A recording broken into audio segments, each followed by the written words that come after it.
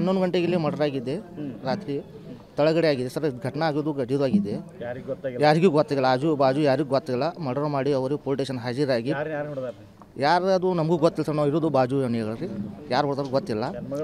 ಹಾಂ, ಹೆಣ್ಮಗಳು ಹೊಡೆದ್ರತ್ರಿ, ಗಂಡ ಕುಡಿಸಿ ಹೊಡೆದ್ರತ್ರಿ ತಿಳಿಸಿ ಬಂದೈತಿ.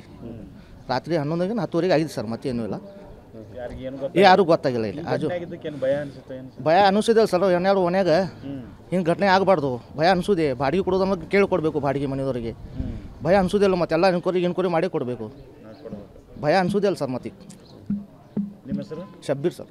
ಏನಾಗಿತ್ತು ನಿಮ್ಗೆ ಗೊತ್ತದ? ಏನು ಗೊತ್ತಿಲ್ಲ ಸರ್, ಇದು ಏನು ಗೊತ್ತಿಲ್ಲ. ಸತ್ತವಂಗೆ ಗೊತ್ತಿಲ್ಲ ಸರ್. ಅದನ್ನು ಯಾರಾದ್ರೂ